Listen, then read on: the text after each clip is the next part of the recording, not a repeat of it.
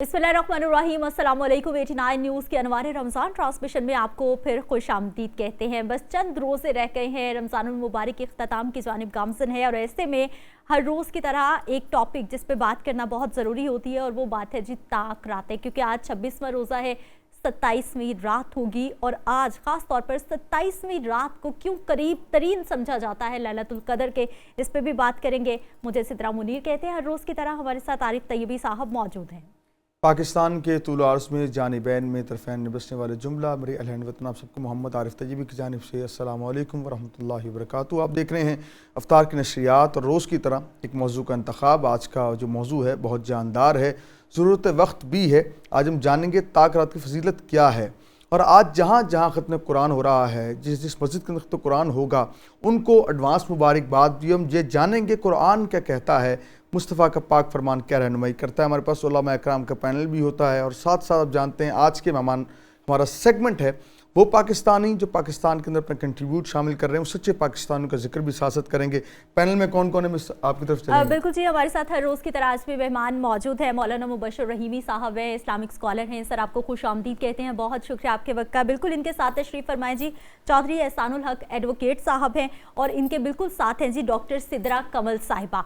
इन दोनों का ताल्लुक ऐसे शोबे से है जिसे मेरा ख्याल है कि मुआशरे में इस वक्त बहुत ज़्यादा ज़रूरत है। शोबे से एक एडवोकेट हैं, एक डॉक्टर साहिबा हैं, लेकिन साथ ही साथ सोशल वर्क करती हैं। ना सिर्फ अपने तौर पे काम करते हैं बल्कि बहुत सारे गवर्नमेंट के इदारों के साथ मिलकर काम कर रहे होते हैं। मोटरवे पुलिस की बात करें, रोड सेफ्टी के हवाले से बात करें, जो कैंपेन्स चल रही होती हैं, जो लोगों को बताया जा रहा होता है कि आपने किस तरह से अपनी हिफाजत करनी है, ओवर स्पीडिंग नहीं करनी, कवानीन को वायलेट नहीं करना, वो तमाम कैंपेन्स का ये हिस्सा होते हैं। साथ ही साथ थैलेसीमिया, हीमोफीलिया के बच्चे जिनको ब्लड की ज़रूरत होती है, अस्पतालों में कोई ऐसे पेशेंट आ जाते हैं, खुदा न खास्ता एक्सीडेंटल पेशेंट आ जाते हैं जिन्हें फौरी तौर पर ब्लड की ज़रूरत होती है, ब्लड डोनेशंस के हवाले से कैंपेन्स कर रहे होते हैं। फिर मोस्ट इंपॉर्टेंट चीज़ कि एजुकेशनल इंस्टीट्यूशंस में जाके ये लोग सोशल वर्क कर रहे होते हैं, कैंपेन्स कर रहे होते हैं, स्टूडेंट को बता रहे होते हैं, ना सिर्फ मनशियात के हवाले से, यानी जहाँ जहाँ हमारे माशरे को ज़रूरत है वहाँ पर ये हमारे नौजवान हमें नज़र आएंगे। आप दोनों को हम खुश आमदीद कहते हैं, बहुत शुक्रिया आपकी आमद का और आपके टाइम का। और साथ में ये भी बताते चलें कि हम कहते हैं नौजवान टिकटॉक पे बैठा हुआ है, बिल्कुल हमारा एक नौजवान टिकटॉकर है,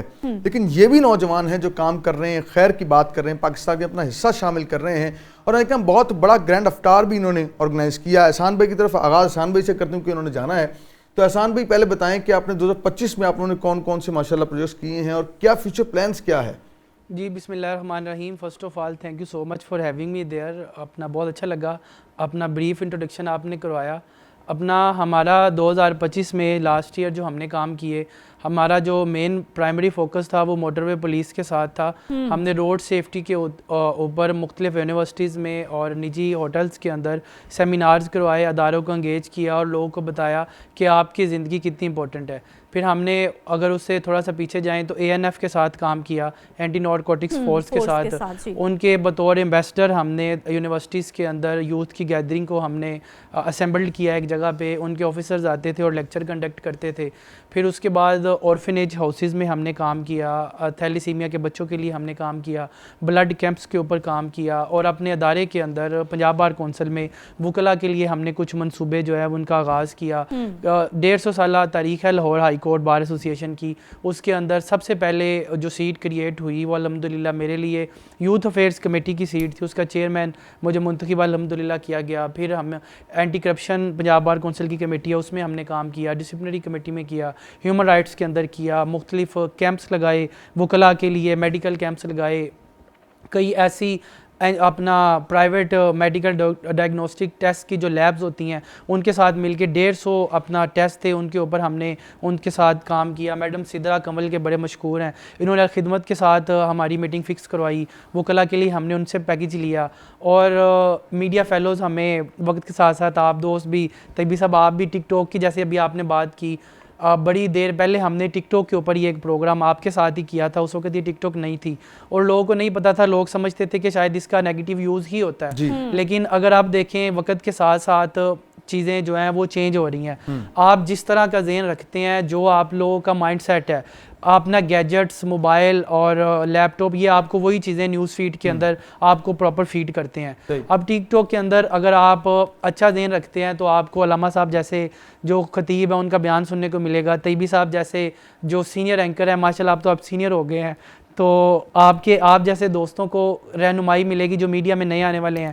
لاء کی فیلڈ کے اندر کچھ ایسے دوست ہیں جو قانون کے اوپر رہنمائی دیتے ہیں, اور نو ڈاؤٹ سوشل میڈیا صرف ایک پلیٹ فارم ہے, یہ ہم پہ ڈیپینڈ کرتا ہے کہ ہم نے ان کا ہاؤ ٹو یوز اٹ. دیکھیں ہمارے پاس ایک احسان صاحب کا بڑا تفصیلی اس پہ میں چاہوں گا کہ اس وقت سائبر کرائم کے بارے سے بڑا کام ہو رہا ہے اور لوگ اویئرنیس بہت زیادہ ہو گئی ہے. آپ کیا سمجھتے ہیں کہ ہمیں کس حد تک اور اویئرنیس چاہیے, یا ہم کہاں کمی رہ گئی, اسے کیسے پورا کریں گے؟ سر ہمارے پاس پاکستان میں جو مین اس کے اوپر لیجسلیشن ہے نا, وہ ہے prevention of electronic crimes act 2016. اس کے اندر 2 ٹائپ کے کرائمز آتے ہیں. ایک ہمارا آتا ہے سوشل میڈیا کرائمز, اور دوسرا ہمارا آتا ہے فائنینشیل فراڈز.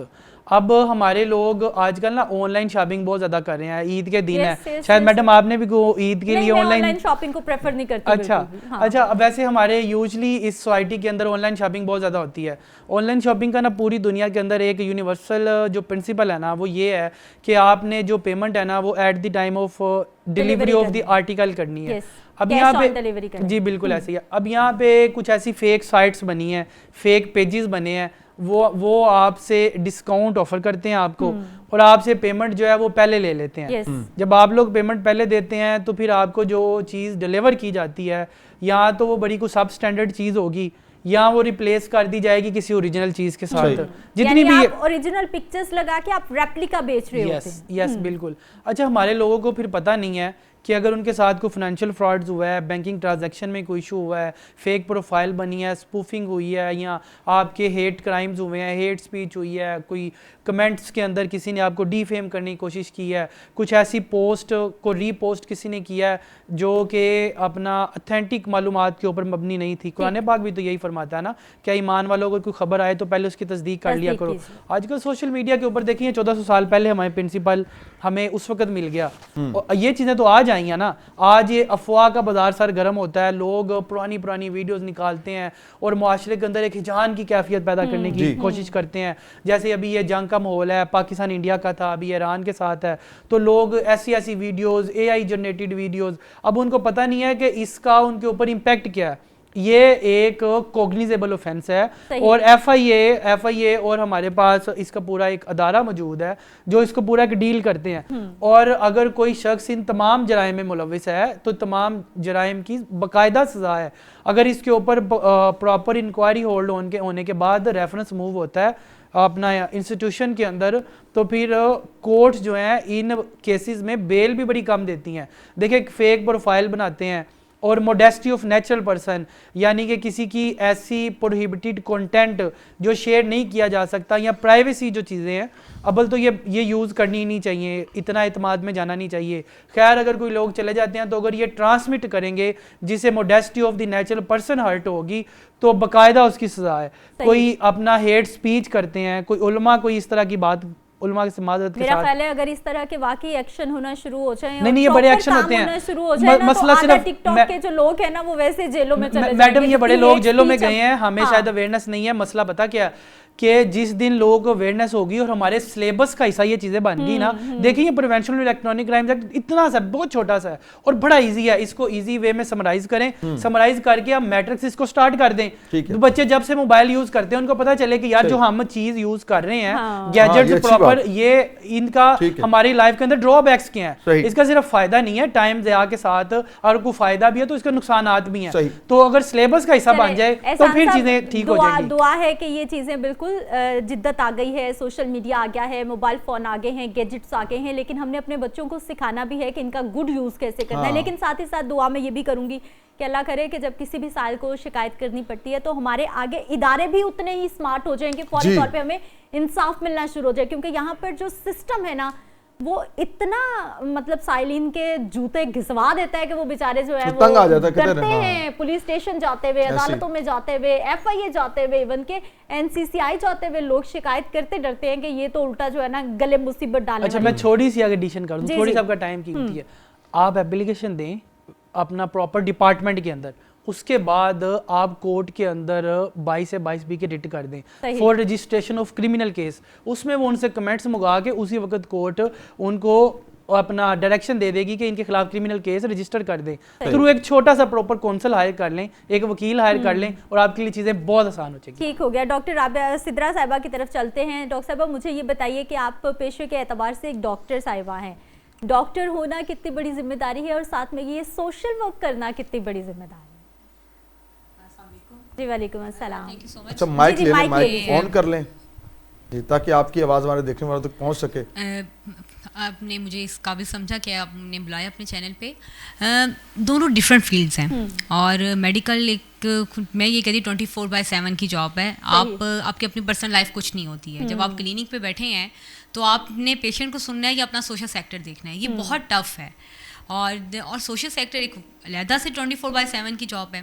میں مدر بھی ہوں تو بہت ڈیفیکلٹ ہوتی ہے, لیکن مطلب جب آپ چیزیں مینیج کر کے چلتے ہیں تو چیزیں مینیج ہو جاتی ہیں. اور دونوں فیلڈس کا اپنے ڈرا بیکس ہیں, اپنے پازیٹیو افیکٹس ہیں.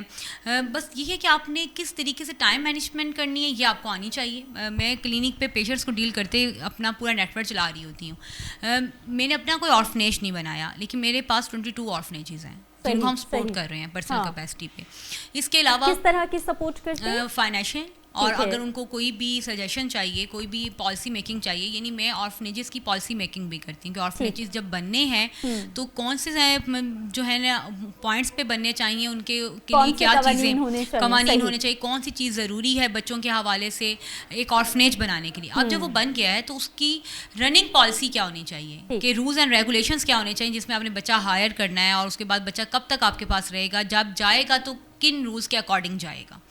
تو مطلب اس کے علاوہ ہم نے جو یہ تو آرفنیجز کی دنیا ہے, اس کے علاوہ ہم نے مدرس کے ساتھ رہنے میں بچوں کو سپورٹ کرتے ہیں. ہم 100+ وہ بچے ہیں میرے پاس جن کی مدرس بھی میں ہوں اور فادر بھی میں ہوں. وہ ایک علیحدہ سے ایک ذمہ داری ہے ان کا ڈیٹا رکھنا, ان کو یاد رکھنا کہ ان کی اس وقت ضرورت کیا ہے. جس طرح لائک اب عید آ رہی ہے, ابھی میں نے فرائیڈے کو ان 100 بچوں کو گیدر کر کے ایونٹ کیا ہے تاکہ ان تک عید کی چیزیں پہنچ سکیں.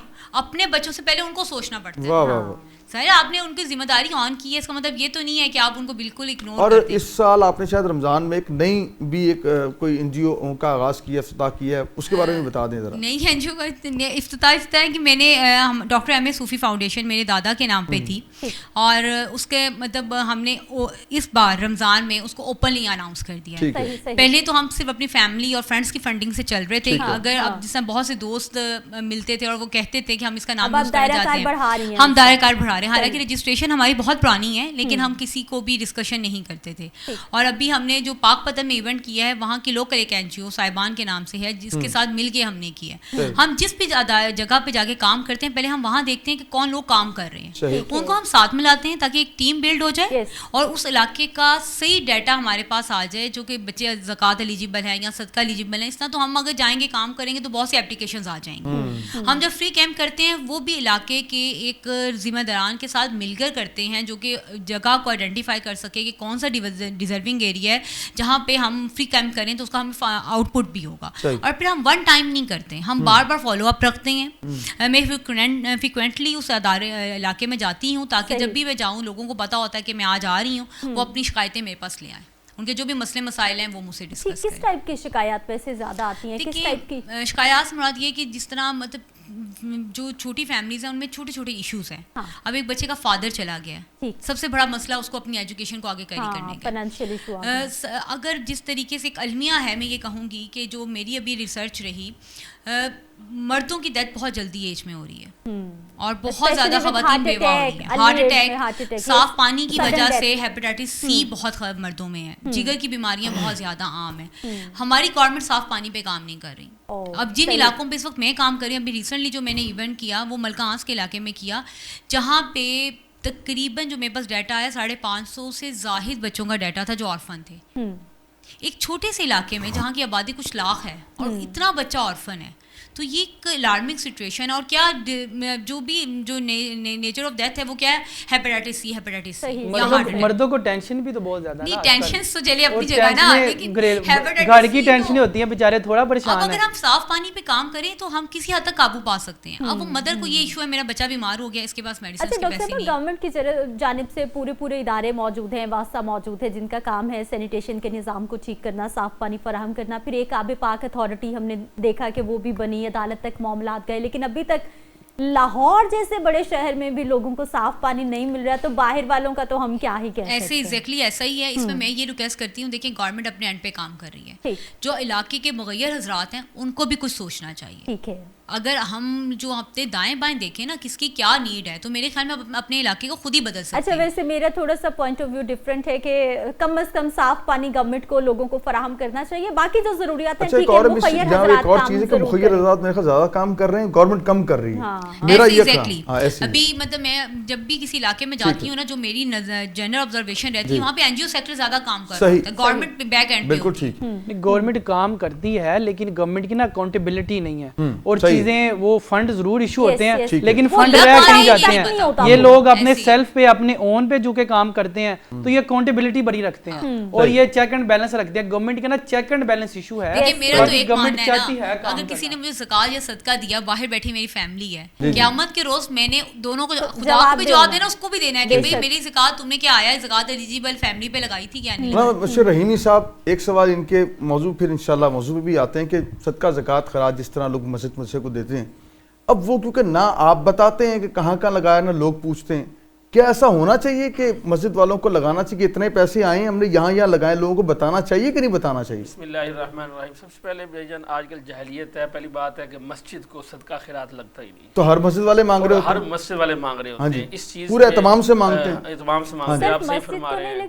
یا پھر مدرسے کے بچوں کو جو ہم بھجوا دیتے ہیں, مسجد اور مدرسے میں فرق ہے. مسجد جو ہے وہ نمازوں کی جگہ ہے, اللہ کا گھر ہے, اور مدرسے کے اندر ایک ویلفیئر ہے جہاں پر طلباء, غریب طلباء جو مسکین ہیں, جن کے والدین نہیں تعلیم حاصل کرنے کے لیے, اللہ کے قرآن اور حدیث حاصل کرنے کے لیے آتے ہیں. تو اس لیے جو مسجد کی والی جگہ وہاں پر فطرانہ زکوٰۃ صدقات نہیں لگتا, حتیٰ کہ کھال بھی نہیں لگتی. ہم کھال اٹھا کے قربانی کو مسجد میں دے دیتے ہیں, امام صاحب کو دے دو, یہ جائز نہیں ہے. اور اس کے ساتھ ساتھ جو ذہن کس نے بنایا, آپ لوگوں نے بنایا نا کہ مسجد کو کھال دیں. دیکھیں جی, یہ اصل بات یہ ہے کہ ہماری کمی ہے, ہم جو انتظامیہ ہیں ان کی بات مانتے ہیں, ہم اللہ کی بات نہیں مانتے. ہم کس کی بات مانتے ہیں؟ انتظامیہ سے. الحمدللہ میرا اپنا ادارہ ہے, الحمدللہ کا شکر, اللہ تعالیٰ انتظامیہ سے بچائے. میں کھلی باتیں کروں گا کہ لوگ بڑے پریشان ہیں, علماء بڑے پریشان ہیں اس وجہ سے. تو پھر وہ انتظامیہ کہتے ہیں خاموش ہو جاؤ, وہ خاموش ہو جاتے ہیں بیچارے, کوئی بات نہیں کر سکتے. انہوں پتہ ہماری گھر سے مطلب سارے مسائل جو ہیں وہ چل رہے ہیں وہاں سے. تو مسائل چلانے والی تو اللہ کی ذات ہے. اور مدرسہ میں ایک فطرانہ لگتا ہے, غریب بچوں کو لگتا ہے, مسکین بچوں کو لگتا ہے, صدقہ خیرات لگتا ہے, حتیٰ کہ صدقے سے انسان کی بلائیں جو ہوتی ہیں, پریشانیاں, وہ ختم ہو جاتی ہیں. اور فطرانہ میں یہ ہوتا ہے کہ فطرانہ آپ اللہ دیتے ہیں, اس میں جو روزوں میں کمی کوتاہی ہوتی ہے یا عبادات میں کمی کوتاہی ہوتی ہے تو وہ ختم ہو جاتی ہے. تو اس لیے لہٰذا کوشش کیا جائے, سب سے پہلی بات کہ فطرانہ تحقیق کر کے کیا جائے. اکثر مدارس ایسے ہیں جہاں پر صرف طلباء شہری آتے ہیں, مطلب آتے ہیں پڑھ کے چلے جاتے ہیں. کوشش کیا جائے ان کو دیا جائے جو مسافر طلباء ہیں, جو دور دراز سے باہر کے جنوبی پنجاب کی طرف سے آئے ہوئے ہیں, جو واقعی یتیم ہے, مسکین ہے, ادھر دے دیں. اگر آپ ادھر مطمئن نہیں ہیں, دیکھیں کوئی بیوہ ہے, واقعی بیوہ ہے, یہ نہ ہو کہ اس نے 10 جگہ مانگا ہو, واقعی مستحق ہے, آپ جاتے ہیں, وہ پردہ دار خاتون ہے, گھر سے نہیں نکلتی, تو اس تک فطرانہ بھی جائز ہے, صدقہ بھی جائز ہے, تو ان کے لیے جائز ہے. میں ان کی بات پہ ایک ایڈیشن کرنا چاہوں گا کہ ہم بلڈ کا جو کہ کام کرتے ہیں, جب ہمیں کہیں سے بھی بلڈ کیمپ نہیں نا ارینج ہوتا تو مدرسے کے بچے ہمیں بڑا ہیلپ کرتے ہیں. اچھا, ان کا نا بڑا کنٹریبیوشن ہے. لوگ علماء پہ تنقید بھی کئی بڑی لوگ کرتے ہیں, لیکن اگر آپ دیکھیں نا ہمارے معاشرے کے اندر گورنمنٹ کے بعد, گورنمنٹ کے انفراسٹرکچر کے بعد سب سے زیادہ جو مین پاور اور جو کمیٹڈ مین پاور ہے وہ مدرسے کے بچے ہیں. تھوڑا سا ان کو پوزیٹیو یوز کر لیں نا اگر ان کو, تو یہ پاکستان کا وہ ٹیلنٹ ہے. ہاں جی, گورنمنٹ ان کو تھوڑا سا سپورٹ کرے, ان کا پراپر انفراسٹرکچر اور پورا سسٹم ہے پورے پاکستان کے اندر. آپ کہیں بھی چلیں گے آپ کو مدرسہ لازمی, پورا مدرسہ آپ کو لازمی ہے, کوئی نہ کوئی آپ کو ملے گا. وفاق المداری شاید ان کا ہے ایک ادارہ, لیکن اگر اس کو تھوڑا سا امپاورڈ کر کے طریقے سے چیزوں کو لے کے چلا جائے نا, تو بلڈ کیمپ میں یہ بڑا کام کرتے ہیں, ارتھ کوئک میں یہ بڑا کام کرتے ہیں. اور ہماری یہ جتنی بھی آفات آتی ہیں ان میں ایمرجنسی ہمیں کبھی بھی کوئی مین پاور چاہیے ہو تو اس میں کھانا پرووائڈ کرنے میں, افطار جو ہمارے دسترخوان ہے ان میں اور اپنا تعمیرات کے کام میں اور مختلف ہیلپ کرنے کے کام میں، یہ انہوں نے بڑا ہیلپ کیا ہمیں. تو میں ان کا بہت بڑا ایڈوکیٹ رہا ہوں اور گورنمنٹ کے اداروں کے اندر ہمیشہ میری کوشش یہ رہی ہے کہ ان کا سلیبس ہمارے جیسا ہو، جیسے آکسفورڈ کے بچے ہیں یہ اس لیول پہ چلیں اور ان کو سپورٹ بھی کیا جائے. اور اس طرح کے چند ایک ادارے ہیں بھی. جی ہاں جی، میں نے کراچی کے 1-2 ادارے دیکھے، 1-2 لاہور میں بنے ہیں. ان کے بچے پراپر انگلش کے اندر بات کرتے ہیں، گریجویشن کر رہے ہیں، اور انہوں نے تقریباً 5-6 ہزار بندے کی گیدرنگ تھی اور انہوں نے اپنے بچوں کو، اسٹوڈنٹ کو اسٹیج پہ کھڑا کیا اور انہوں نے کہا جی کہ کوئی بھی آپ حاضرین میں سے ان میں سے کوئی کوسچن کرے تو یہ بچے جو ہے وہ کیپیبل ہے آنسر کرنے کے. میں نے خود ان سے ایک کوسچن کیا جی کہ مسلم سائنٹسٹ کے نام بتائیں، اور بچے 9th کلاس کے تھے. تو انہوں نے مجھے مسلم سائنٹسٹ دیکھیں ابھی ادھر بیٹھے اسٹوڈیو میں، شاید کوئی آپ 1-2 سے زیادہ ہم نام نہ بتا سکیں، لیکن وہ بچوں نے بتائے. اور میں ان کی کیپیبلٹی پہ یہ کہا کہ اگر ذرا نام ہو تو یہ مٹی بڑی زرخیز ہے ساکی. سو ان کو سپورٹ کرنا چاہیے. بات کو میں کنٹینیو کرتی ہوں، مدارس کی بات کر رہے ہیں نا، تو ہم جو میں نے ابھی فرائیڈے کو جو اناؤنسمنٹ کی ہے، ہم ایک ایسا آرفنیج بنانے جا رہے ہیں جہاں پہ ہم نے 4 سال کا بچہ نہیں لینا. ہم لیں گے 5, 6, 7, 8 کلاس یا فرسٹ ایئر سیکنڈ ایئر. بہت سے ادارے ایسے کرتے ہیں 18 سال بعد بچے کو ڈس آن کر دیتے ہیں جب بچے کا کیریئر سٹارٹ ہونے کا ٹائم ہوتا ہے. ہم نے وہاں پہ اور بگڑنا ہے کہ سنبھلنا ہے، ہم بچے کو تب آن کریں گے اور اسٹل وہ ڈاکٹر بننا چاہتا ہے، انجینئر بننا چاہتا ہے، CSP بننا چاہتا ہے، ہم بنائیں گے اسے. اور جو میرے پاس 100 بچے ہیں ان کے ساتھ بھی میرا یہی پرومس ہے. وہ جب تک جہاں تک ہم ابھی ہماری 4 بچیاں میڈیکل کر رہی ہیں لاہور میں، ٹھیک ہے، وہ آرفن کیئر کے سپورٹ کے پروگرام کے تحت کر رہی ہیں. اسی طرح بہت سے بچے آن اسکالرشپ باہر کی چلے گئے ہیں پڑھنے کے لیے. ہم نے اپنا ایک ادارہ بنانے کا سوچا ہے جو کہ بورڈنگ انسٹیٹیوٹ ہوگا آرفنس کا، ناٹ آرفنیج، جہاں پہ بچہ اپنی پوری تعلیم مکمل کرے گا جہاں تک وہ پڑھنا چاہتا ہے، جب تک وہ اپنے پاؤں پہ کھڑا نہیں ہو جاتا. ٹھیک ہے، صحیح صحیح صحیح. بڑا اچھا پروجیکٹ ہے اور یہ پورا رمضان المبارک کوئی نہ کوئی NGOs فاؤنڈیشنز ہمارے پاس مہمان آتے رہے ہیں. اور بڑا اچھا لگا بات کر کے کہ ایجوکیشن کی طرف ان لوگوں کا بڑا رجحان ہو گیا ہے کہ ہم نے پیسے دے دے کے، چیزیں دے دے کے ان کو بھکاری یا منگتا نہیں بنانا، بلکہ ان کو ایجوکیشن دینی ہے اور ایجوکیشن دے کر ان کو ان کے پیروں پہ کھڑا کرنا ہے تاکہ وہ ایک مہذب معاشرے کا، نہ کہ یہ کہ وہ ابھی سے مانگنا شروع کریں اور ساری زندگی ان کی جو ہے نا وہ مانگتے، کبھی گورنمنٹ کی طرف کبھی لوگوں کی طرف دیکھتے ہی گزر جائیں. اچھا، ساتھ ساتھ جس طرح ہم بات کر رہے ہیں، آج فاؤنڈیشن کی بات ہو رہی ہے اور پھر ہم نے کہا کہ تاکرات بھی ہمارا موضوع ہے. بشیر رحیمی صاحب، تاکرات کے حوالے سے بتائیے گا. تاکراتیں اللہ نے عطا کی ہیں اور یہ سرکار کی ملک پہ خاص کرم ہے، کیا فرمائیں گے؟ بسم اللہ الرحمن الرحیم. انا انزلناه في ليلة القدر وما ادراك ما ليلة القدر ليلة القدر خير من 1000 شهر. صدق اللہ العظیم. تاکراتیں اللہ تعالیٰ کی بہت بڑی نعمت ہے. دیکھیں رسول اللہ صلی اللہ علیہ وسلم نے تاکراتیں اپنانے کے لیے پہلے 10 دن اعتکاف کیا، پھر دوسرے عشرے میں اعتکاف کیا، پھر آخری عشرے میں، پھر آخری عشرے میں آپ کو تاکراتیں معلوم ہوں. صحیح. اور یقیناً یہ 5 تاکراتیں بڑی اہم ہیں. 21 کی رات، 23 کی رات، 25 کی رات اور 27 کی رات جو آج رات ہے، اور آگے پھر 29 کی رات. لیکن الحمدللہ 27 رات کو تھوڑا سا علماء کرام نے اس لیے کہا کہ پوری دنیا کے اندر قرآن مکمل کیا جاتا ہے، تکمیل قرآن مکمل ہوتا ہے. الحمدللہ میرا بھی ہے آج الحمدللہ. تو اس وجہ سے کہ یہ رات عام رات نہیں ہے، فرمایا کہ 1000 سالوں سے بہتر ہے، 1000 مہینوں سے افضل ہے. اور پھر اس کے یہ بھی فرمایا کہ اس رات کو جو اپنا لیتا ہے وہ کامیاب ہو جاتا ہے. اس لیے فرمایا اعتکاف کرو. اعتکاف کی اس لیے اہمیت بتائی ہے کہ اس رات دنیا کو چھوڑ کر آخرت کی طرف توجہ کرو اور اللہ سے خوب مارو، استغفار کرو. ہمارے اندر کمی ہے کہ ہم استغفار نہیں کرتے، ہم تکبر میں آ جاتے ہیں. ہم یہ کہتے ہیں کہ جی بس ہمارے اعمال قبول ہو رہے ہیں. بھائی استغفار بہت بڑی طاقت ہے. اس لیے فرمایا کہ اگر آپ چاہتے ہو کہ آپ کی دعائیں قبول ہو، آپ چاہتے ہو آپ کی عبادت قبول ہو، آپ چاہتے ہو کہ آپ کا پڑھنا پڑھانا اور برکت ہو رزق میں، استغفار کرو. سبحان اللہ. اور آخر کے اندر استغفار کرنا ویسے بھی نبی کریم صلی اللہ علیہ وسلم کی سنت مبارک ہے. جب بھی کوئی عمل کرتے تھے اور نبی علیہ الصلوۃ والسلام استغفر اللہ ربی من کل ذنب واتوب الیہ کی تسبیح پڑھتے تھے. تو اس لیے شب قدر اللہ تعالیٰ نے ہمیں نعمت دی ہے، اس کی ہم قدر کرنی چاہیے. پتہ نہیں اگلے سال نصیب ہوتی ہے یا نہیں ہوتی، لیکن کوشش کرنی چاہیے کہ اس راتوں کو ہم عبادت کے ساتھ گزاریں. ایک ایک لفظ، ایک ایک یقین جانے گھنٹہ ایک ایک ورق قرآن کا ہمارے لیے بہت ضروری ہے، اور ہمیں قرآن کی تلاوت کرنا اور ایک ایک منٹ ہمارے لیے ضروری ہے، اور یقین جانے یہی ہمارے لیے ایک اہمیت کا، ایک آخرت کا ذریعہ ہے۔ انشاءاللہ کوشش کریں تمام آپ جو سن رہے ہیں ناظرین حضرات کہ لیلۃ القدر کی راتوں کو ضرور جاگیں اور اللہ سے مانگیں، اور جو اس رات کو مانگا جاتا ہے وہی اللہ انشاءاللہ دیتا ہے۔ انما الاعمال نیت ہماری اچھی ہو، یہ نہ ہو واہ واہ کے لیے نہ ہو، تو کوشش کیا جائے کہ آپ اس راتوں کو ہمیشہ اپنائیں۔ اللہ مجھے اور آپ کو عمل کرنے کی توفیق عطا فرمائے۔ احسان بھائی آپ کا شکریہ ادا کریں گے، مصر آپ نے وقت دیا، آپ کا شکریہ ادا کریں گے۔ یہاں جائیں گے اذان عصر پہ، واپس آئیں گے، مہمان ہمیں جوائن کریں گے، امید کرتے ہیں آپ ہمارے ساتھ آئیں گے۔ خیر مقدم ہے، آپ دیکھ رہے ہیں انوار رمضان۔ ناظرین کرام، بریک کے بعد نئے مہمانوں نے جوائن کیا ہے، بہت کمال شخصیت، مسجع چہرے کے ساتھ علمیت آپ عطا فرماتے ہیں، اور آپ کا علم سے گہرا تعلق ہے، آپ مختلف چینلز پہ جو ہے دین علم سکھاتے ہوئے نظر آتے ہیں اور ہماری بڑے دل کے قریب ہیں، آپ بہت ان سے پیار کرتے ہیں۔ ڈاکٹر علامہ وقاص جعفر صاحب ہمارے تشریف لائیں، خوش آمدید سر آپ کو، پورے رمضان آپ کا انتظار کیا، آپ آج تشریف لائے، بہت شکریہ آپ کا۔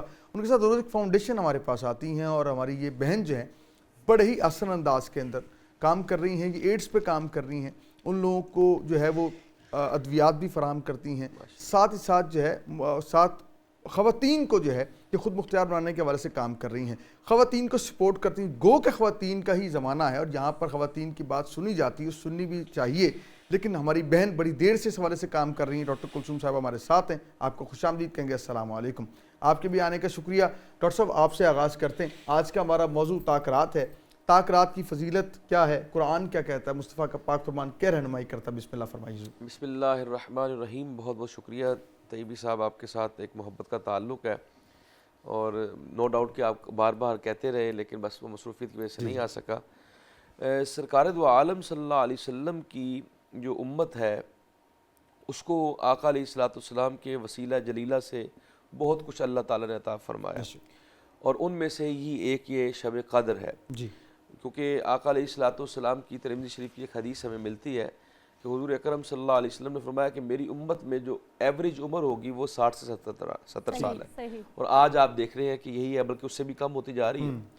تو سابقہ امم کے پاس بہت اللہ تعالیٰ کی طرف سے کیونکہ ایک طویل عمر ہوتی تھی تو ان کے پاس بڑا وقت ہوتا تھا کہ وہ اللہ تعالیٰ کی عبادت و ریاضت کر سکیں اور اللہ اپنے رب کو بنا سکے، لیکن ہماری مختصر عمر ہے، اس لیے اللہ تعالیٰ نے ایک انعام کے طور پہ صاحب قرآن کو جب قرآن کا نزول ہوا اس لمحے اللہ تعالیٰ نے اس کو شب قدر بنا دیا، اور اللہ نے فرمایا انا انزلناہ فی لیلۃ القدر، کہ تحقیق کہ ہم نے اس قرآن کو لیلۃ القدر میں نازل فرمایا، یعنی پہلے اللہ تعالیٰ نے 12 مہینوں میں سے جس مہینے کا انتخاب فرمایا وہ رمضان ہے، یعنی رمضان کو اگر آپ فضیلت دیکھتے ہیں تو ایک تو اس میں روزہ رکھنا ہے، لیکن اس مہینے کو اتنی بابرکت بنا دینا، اس کے مہینے کو عشروں میں تقسیم کر دینا، ایک عشرہ رحمت مغفرت اور پھر جہنم سے آزادی والا عشرہ چل رہا ہے، تو اس کو اس طرح تقسیم کر دینا، اس کی وجہ اللہ نے بتائی شہر رمضان الذی انزل فیہ القرآن، کہ رمضان وہ مہینہ جس میں ہم نے قرآن کو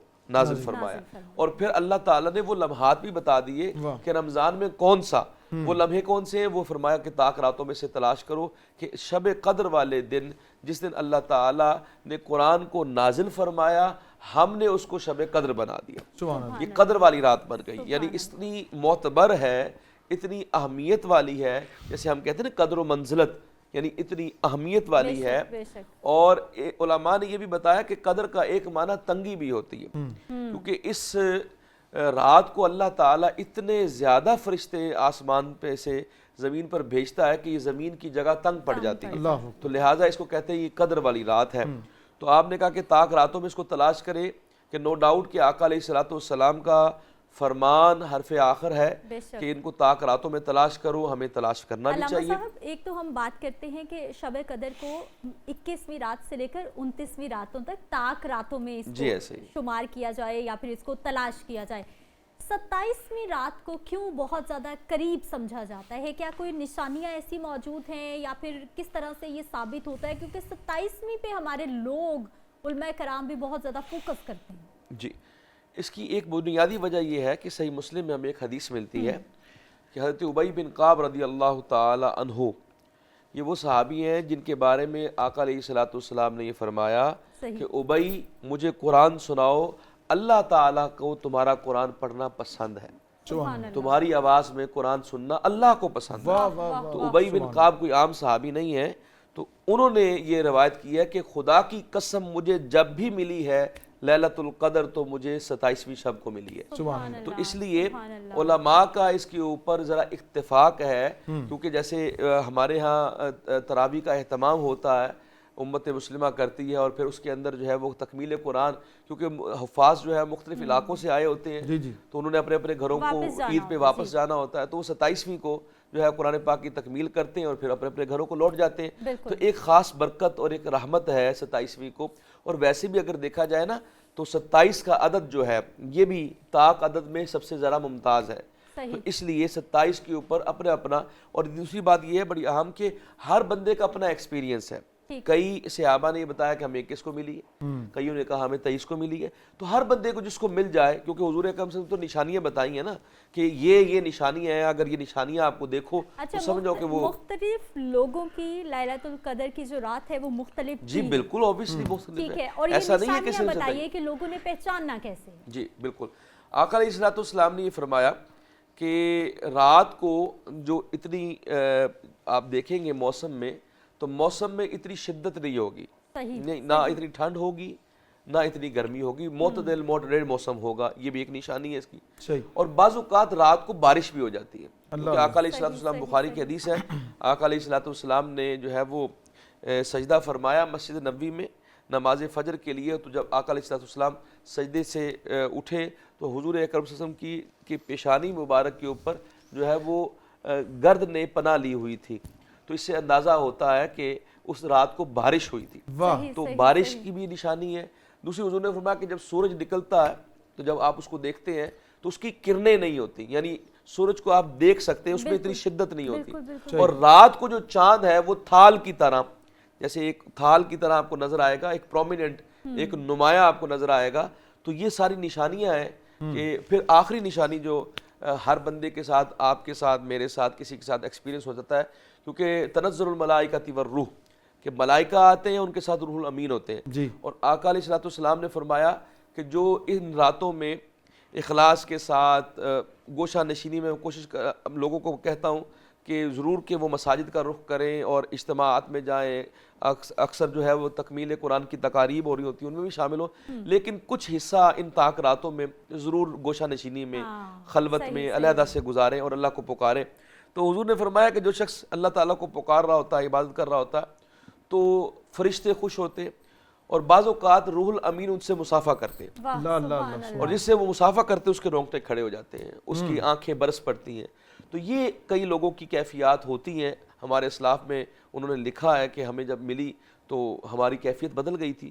تو یہ بھی ایک نشانی ہے طاق رات کی کہ روح الامین آپ سے مصافحہ کر لیں. اچھا ڈاکٹر صاحب, بڑی خوبصورت آپ بات کر رہے ہیں. ایک طرف تو یہ برکات ہیں, فضائل ہیں, اور میں ایک رمضان سے جدا ہو رہا ہے, اس کی بات میں چاہتا ہوں آپ سے کی جائے کہ ابھی تو مسجدیں بھری ہوئی ہیں, رونقیں ہیں, افطار میں بھی شہر میں بھی.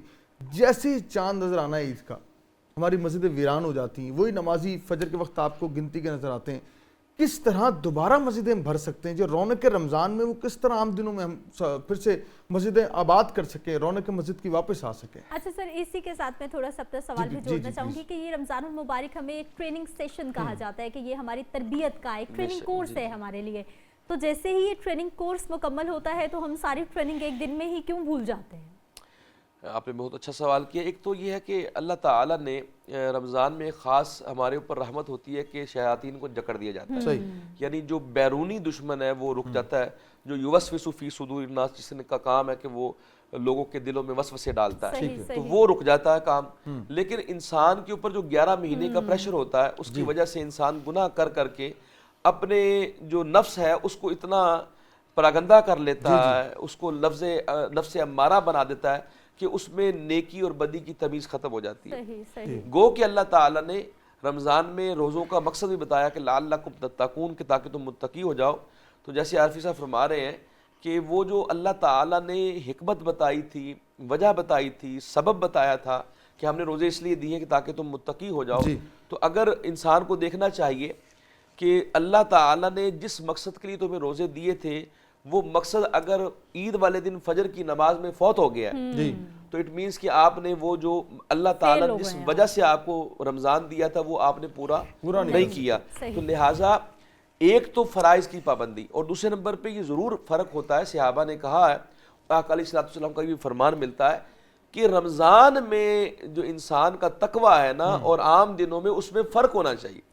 یعنی تقویٰ تو ہے لیکن عمومی دنوں کے علاوہ رمضان میں تقویٰ جو ہے وہ اپنی پیک پر ہونا چاہیے. اور اسی لیے صحابہ کرام جو ہیں وہ رمضان گزرنے کے 6 ماہ تک ان کی عبادات کی قبولیت کی دعا کرتے رہتے اور 6 ماہ تک اس کے دوبارہ رمضان کے ملنے کی دعائیں کرتے رہتے.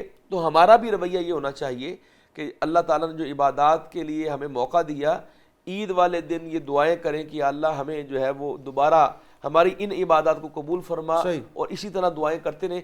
تو جب بندہ اس کے ساتھ یعنی سابقہ کے ساتھ ملحق رہے گا نا تو پھر انشاءاللہ تعالی معاملات انسان کے خوبصورت بات کرنے سے ہم آج کے سوال کی جانب جائیں گے. جی بالکل بالکل. وہ MHF کا اگر آپ ان کا تعارف ہم کرواتے چلیں. بالکل جی, MHF ٹور اینڈ ٹریولز ہیں جو کہ دبئی کی ایک کمپنی ہے. پہلے دبئی میں آپریٹ کر رہے تھے, اپنے پاکستان کے ہی لوگ ہیں وہاں پر, بڑے اچھے سے دبئی کی 3 ریاستوں میں کام کر رہے ہیں, عمرہ کے حوالے سے لوگوں کو سروسز فراہم کر رہے ہیں. اور اب انہوں نے اپنا نیا آفس کھولا ہے جی لاہور میں, اور اسی خوشی میں انہوں نے ایک عمرے کا ٹکٹ آپ کے لیے اناؤنس کیا ہے. وہ عمرے کے ٹکٹ تک آپ کیسے پہنچ سکتے ہیں؟ وہ ایسے پہنچ سکتے ہیں کہ ہر روز آپ کے سامنے ایک سوال ہم رکھتے ہیں, اس سوال کا آپ جواب دیتے ہیں, اور جواب دینے والے جن کا صحیح جواب ہوتا ہے ان کو قرعہ اندازی میں شامل کر لیا جاتا ہے. آخری رمضان المبارک کی جس دن ہماری ٹرانسمیشن ہوگی قرعہ نکلے گا, اور جس بھی خوش نصیب کا نام نکلے گا اس کو فری آف کاسٹ جو ہے وہ عمرے کی ادائیگی کے لیے بھیجا جائے گا. سوال آج کا جس نے کہا, سوال آج کا ہے کہ اصحاب کہف جو ہیں وہ کتنی دیر اس غار میں آرام فرما ہوئے. قرآن مجید کے اندر یہ واقعہ موجود ہے کہ اصحاب کہف جو ہے کتنی دیر غار کے اندر آرام فرما ہوئے. صحیح جواب دینے والے کو ملے گا MHF کی جانب سے عمرے کا ٹکٹ. نمبر نوٹ کر لیں 0300469230. نمبر پھر ریپیٹ کر رہا ہوں 0300469230. اس پہ واٹس ایپ پہ میسج کیجئے اور صحیح جواب دینے والے کا نام شامل کیجیے گا. قرآن اندازی کے اندر شامل کریں گے, اور وہ کون سا خوش نصیب ہوگا جو بارگاہ کریم میں حاضری کے لیے جائے گا. اور ناظرین اس کے ساتھ ساتھ AZ ٹریولز والے جو ہیں, ٹور اینڈ ٹریول, وہ بھی ایک بہت ممتاز نام ہے لاہور کا, اور وہ ایک ایسا ادارہ ہے کہ آپ جب ان کے ساتھ سفر کرتے ہیں, وہ عمرے کا ہو یا آپ نے کوئی اور پلان کرتے ہیں ٹریولنگ, تو آپ کے ساتھ ساتھ رہتے ہیں, آپ کو گائیڈر کے طور پہ اکیلا نہیں چھوڑتے. بعض اوقات دیکھا جاتا ہے آپ نے پیکیج لیا اور بعد میں ٹریول غائب ہو جاتے ہیں, لیکن AZ ٹریول آپ کے ساتھ ساتھ سفر کرتا ہے, آپ کو گائیڈنس پوری فراہم کرتا ہے, اور آپ کو صحیح انداز کے اندر اپنا عمرہ جو ادا کر سکتے ہیں. ہمارے ساتھ ڈاکٹر کلثوم صاحبہ ہیں, اب مائک لیجیے گا, آپ کی طرف آتے ہیں کہ آپ بہت ایک اچھا ادارہ چلا رہی ہیں اور اب سے نہیں کافی دیر سے آپ کام کر رہی ہیں. 2025 میں آپ نے کیا کام سر انجام دیے ہیں اور 26 میں کیا پلانز ہیں آپ کے, کیا کہیں گے؟ سب سے پہلے تو بہت شکریہ طیب صاحب اسٹوڈیو میں انوائٹ کرنے کا. جی 2025 اور 2026 میں جو ہماری ایکٹیویٹیز رہی ہیں, بیسیکلی ہم لوگ 2004 سے ایکٹیو ہیلپ آرگنائزیشن فاؤنڈیڈ ہے, اور ڈفرینٹ طرح کی ایکٹیویٹیز جو ہے وہ کنٹینیوٹی کے ساتھ جو ہے وہ ہماری چل رہی ہیں. 2025 اور 2026 میں زیادہ تر جو کام کیے گئے وہ ہیلتھ سے ریلیٹڈ رہے ہیں ہمارے. اس کے علاوہ ویڈوز اور آرفن بچیوں کے لیے کام رہا ہے, جس میں ان کو اسکل ڈیولپمنٹ کے پروگرامز کی طرف لایا گیا ہے تاکہ وہ ایک باشعور اور ایک باوقار زندگی گزارنے کی قابل ہو سکیں.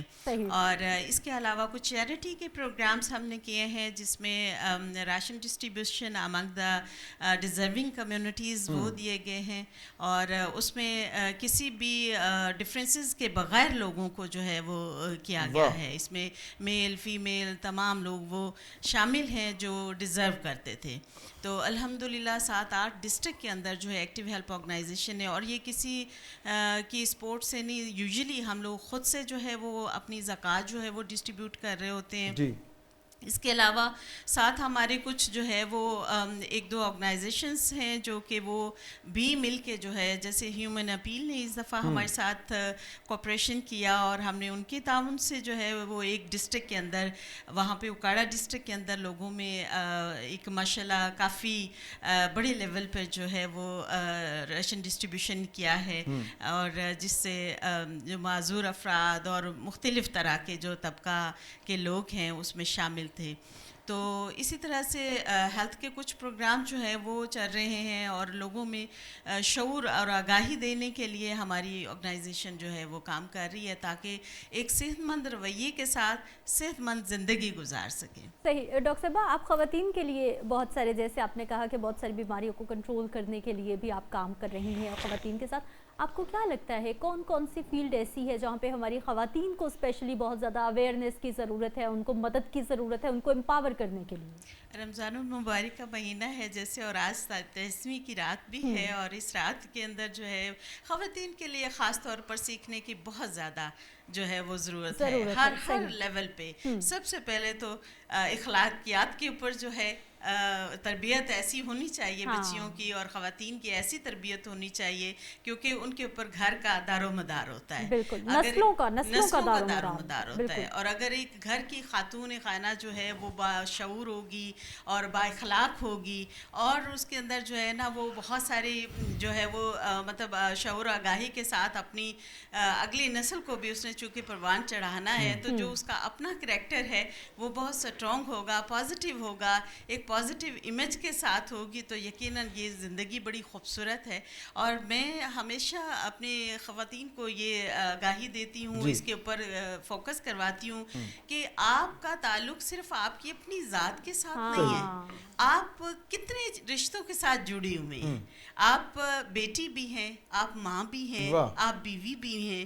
آپ کے ہر رشتے کے ساتھ جتنے رشتوں کے ساتھ جڑے ہوئے ہیں، سب آپ کے اوپر آپ کے ساتھ جو ہے نا جڑے ہوئے رشتے جو ہے وہ آپ کے اوپر توقعات رکھتے ہیں. ان کی عزت، آپ کی عزت، آپ نے کسی بھی صورت ان کو کسی بھی طرح سے ڈاؤن لیول پہ نہیں لے کے جانا. ڈاکٹر صاحبہ نے بڑی پیاری بات کی ہے. بالکل خواتین کو تو بہت کچھ سیکھنے کی ضرورت ہے، خاص طور پر اگر معاشرتی لیول پہ ہم بات کریں تو احترام کی، ادب کی، خیر پورے معاشرے میں بہت زیادہ کمی ہے جو ہمیں ضرورت ہے. لیکن ساتھ ہی ساتھ میں میسیج دینا چاہوں گی باقی لوگوں کی کہ خواتین کی بھی عزت کرنا شروع کر دیں، صرف اپنے گھر کی خواتین کی نہیں بلکہ باہر والی خواتین کی بھی. اور جب ایسا شروع ہو جائے گا نا، یقین جانیے معاشرے کے میرا خیال ہے کہ 99% جو مسائل ہیں وہ آٹومیٹکلی ٹھیک ہو جائیں گے جب ہم باہر والی خواتین کو بھی اپنے گھر والی خواتین کی. بہت بڑی بات ہے، پیغام ہے بہت بڑا ہے. سر آخر میں مس سدرا کے حوالے سے جو انہوں نے کہا خواتین کی عزت ہمیں کرنی چاہیے، کیا پیغام دیں گے؟ میں یہ پیغام دوں گا کہ اسلام میں تقریباً 1,24,000 کم و بیش انبیاء آئے، اور ہر نبی کی نسل جو ہے وہ اس کے اولاد سے اور مرد سے چلی ہے. صحیح. بے شک. لیکن ہمارے نبی صلی اللہ علیہ وسلم کی ذریت ان کی بیٹی سے چلی ہے. سبحان اللہ. تو اس سے بڑھ کر کوئی دین جو ہے وہ عورت کو عزت اور اکرام نہیں دے سکتا خوبصورت جو اسلام نے دیا ہے. تو لہٰذا ہمارے ہاں ایک بطور مسلمان، بطور ایک دین اسلام کا طالب علم کے طور پہ میں کہوں گا کہ ہر طبقے میں اگر کسی مذہب میں، کسی بھی مذہب میں اگر عورت کو کوئی عزت اور اکرام ہے تو وہ صرف اسلام. واہ خوبصورت پیغام. جی ایک لائن میں کیا پیغام دیں گے؟ بس یہ پیغام دوں گا کہ الحمدللہ عورت کی عزت کرے، اور عورت کی حفاظت کریں، اور اس کے ساتھ ساتھ عورت کے مقام کو سمجھیں. واہ. اور اس کا یہ فائدہ ہوگا انسان کو کہ انسان کے معاشرے میں سب سے پہلے خود عزت ہوگی. واہ خوبصورت پیغام. تینوں مہمان کا بہت شکریہ ادا کریں گے. ناظرین ہم کوشش ہم نے کی کہ آج کے موضوع کو ساتھ اور چیزوں کو بھی ایڈ کر کے آپ تک بہتر انداز میں آپ بھی سیکھیں، ہم بھی سیکھیں، تاکہ معاشرہ بہترین ہو جائے. میرے بعد سب زیادہ کاشف صاحب ہوں گے اور پروگرام یوں ہی جاری و ساری رہے گا. میں آپ سے رخصت دوں گا لیکن مس سدرا یہیں پہ ہیں. ملتے ہیں بریک کے بعد.